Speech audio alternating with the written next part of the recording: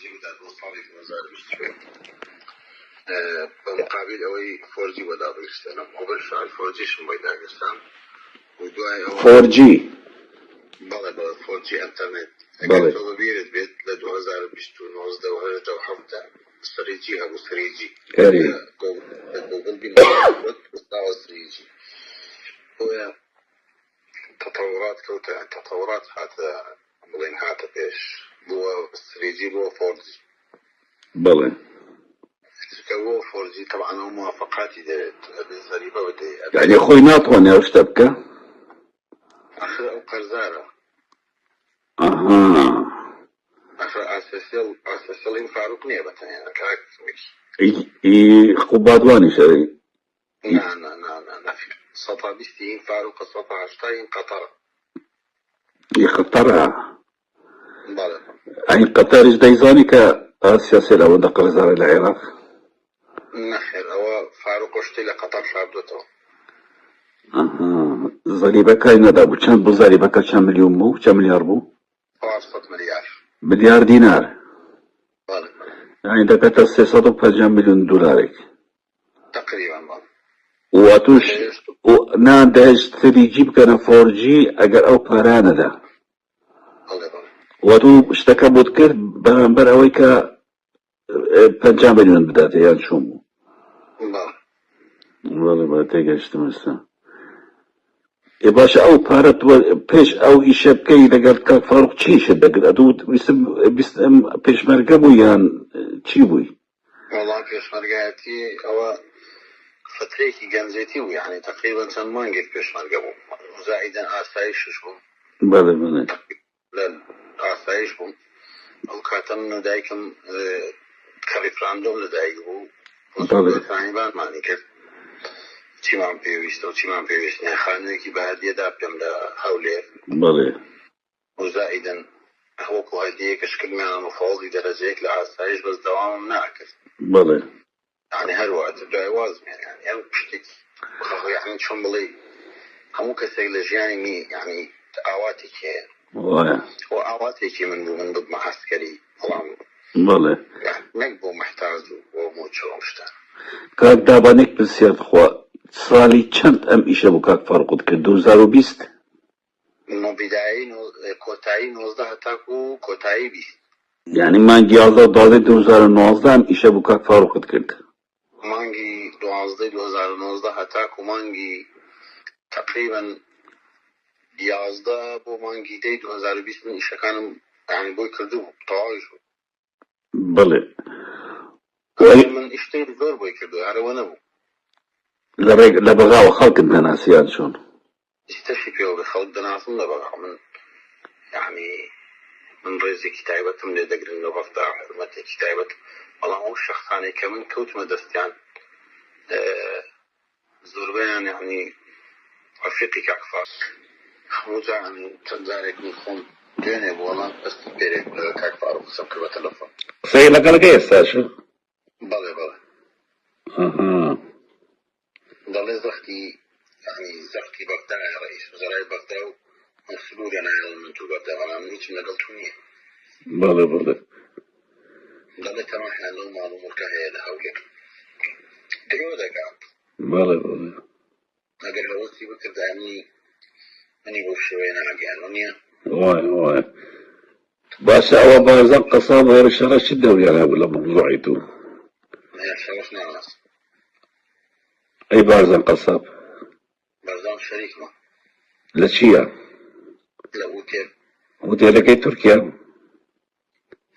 نە هوتێلەکەی هەولێر هوتێلەکەی هەولێر بەڵێ ناردوی بۆ تورکیاوە ئینێک یعنی تەڵەیەک بوو باشە تۆ کە چوویتە تورکیا لە ڕێگەی ئیبراهیم خەلیلەوە چویان لە ڕێگەی هەولێر مەتاری هەولێر مەتاری هەولێر ئەوە ئەم تویان ناردە تورکیاوە تەڵەیەک کە حکومەتی تورکی بگرێت تەستی بەغا بکەن لەسەر داواکەری داوای فاروق کە لەسەر توی تۆمار کردی فاروق داوای لەسەر ئەی وەزمان دەسات تەنسیخی کردو لەگەڵ مخابەراتی عێراق ئەوانش تەنسیقیان لەگەڵ ڕای جۆحی کردبوو ڕای جۆحی برادەری خۆم بوو بەس بۆ شەڕم لەگەڵی کەس كان كردبو لري مخابراتي تركيا وبمهن شكا بو هذا بيسيتو بقرت نبدا بو تاكو ملكا كيتوبا حتى ملكو بارو اوان قماني كتريان هو كاكمك يعني تو انا براستي سبكي هذه قماني كان هبو كمان لو كوشكي سبيا زي خانو سبيا مع رومان نيجي صد بدو 100 مليون دولار بشارته ولا غير عجز بويا وخانو دورين كرجو اها نه دەتوانی بە هیچ شوەیەک ینی مداهمی سەر ماڵم بکەن نیان دەتوانی بێنە سەرم ینی پیان دەکرانە چکە من لەگەڵ سیداد ڕێک بووم زۆر ڕێک بوو یانازانی سیداد پشتگیریم دەکات بەڵێ خۆ من بارەگای بەرزانی هەر تەکلیفێکی منی دەکرد بۆ هەر بابەتێک بۆ عەمەلیات بۆ نەشتەنگەری بۆ خان و کڕین بۆ خەڵکی شەهید هیچم نەدەگەڕانەوە دەنگوت بەسەرچاو باشە کاک دابەن لە 2017 و 18 ئەوانەش ئیشی بزنس دەکردیان نه بەڵێ عەرەزم هەیە بوو لە کەرکووک بەڵێ عەرەز لە ئەخەوێن کۆمپانیای ئەخەوێن کۆمپانیای ئۆتۆمبیلە لە کەرکووک ئەوم هەبوو بەڵێ ئیشتەش ماوە ئەتوانێت بپرسم تەمەنت چەنە 1995 یەکی حەوت 95 يعني عمرت 27 ساڵە ئەوە چەند ساڵا گیراوی نەخێر يعني ساڵی چەند گیراوی 2021 بەڵێ بەڵێ گەنجی کاک دابەت چۆن توانیت ئەو هەموو عێراقت دروست کرد لە بەغداد لەرەگای مامەد حوسێنیان چۆن چۆن کاکمەکی ئەو عێراقانەی لە بەغداد دروست کرد لەرەگای مامەد کاک حوسێنیان چۆن پێیاد کرد والله کاکمەکی علاقات بە بۆنەی مەعرەزم بێ ئاهای مەعرەز بەڵێ تجي يعني من زياتر تێکەڵاوی وەزیری دیفاعم وەزیری دیفاع زۆر وەفێقمان جمعە ئانات بەڵێ ئەو کوڕەکی لەلای من سیارە دەکڕێت بەڵێ ئەی چوون کاک فاروق وتێتی کە گوات و دەنگت گۆریوە پارە تێوەرگرت و ئەم مۆزوعی دروست کردەوە چی بوو مۆزوعەکە نەیویست بڵێ کە تو بەرتیرت داوە لە پێش ئەو بەڵێ بس من این قضیه مستری کردوێتەوە لە هەولێر ئامەرقام زیەیە کاک فاروق لە هەولێر بەڕاستە ئەی چۆن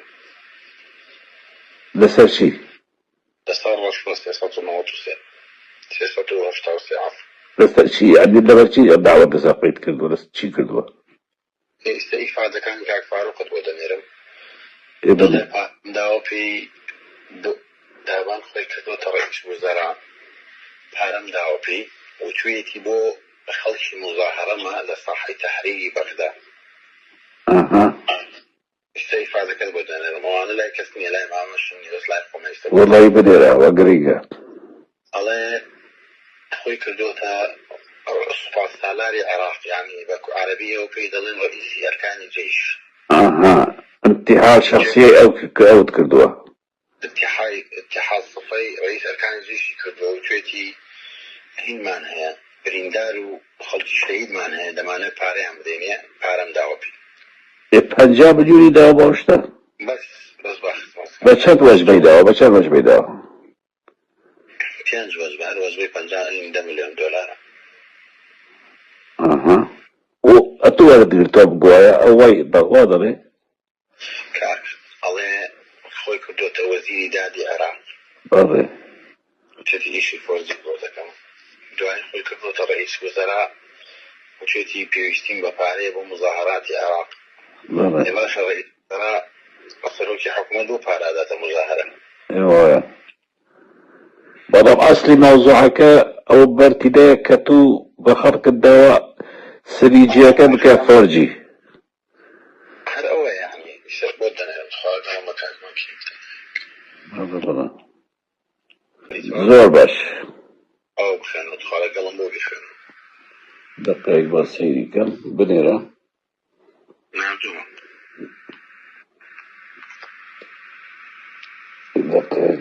دقەیەک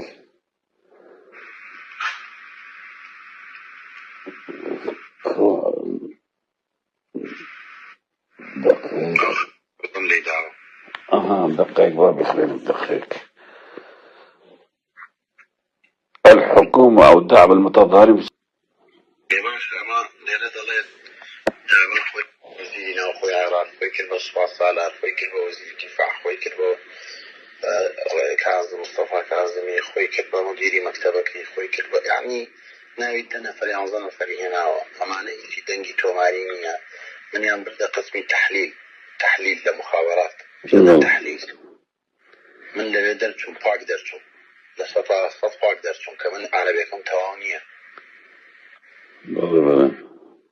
سطا تندزان بعربي قصبكم يعني نبري دنجيشن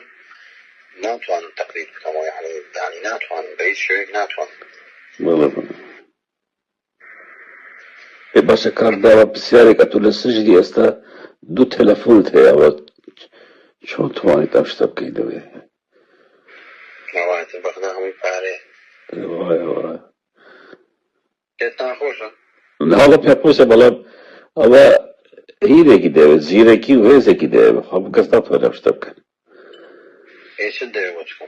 والله باشا خرابنيها يعني استا بابا ذكر بكرتي بضرب اتو ايش كده فارق كردوا هو رقيت لنا هو الناس مو ضعيف هذا كان يتعرض تمييزا كوتا قرار تاعو اها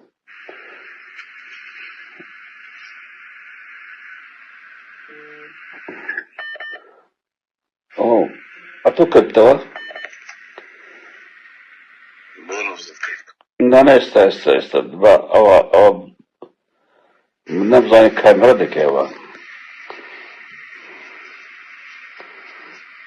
بيكوا كاميرا ولا بيكوا حاجة بيكوا كاميرا كان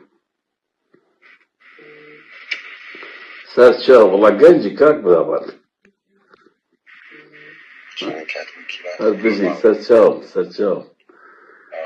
والله بس ما كان يتم بيلي كتعزيز دراوي زور هين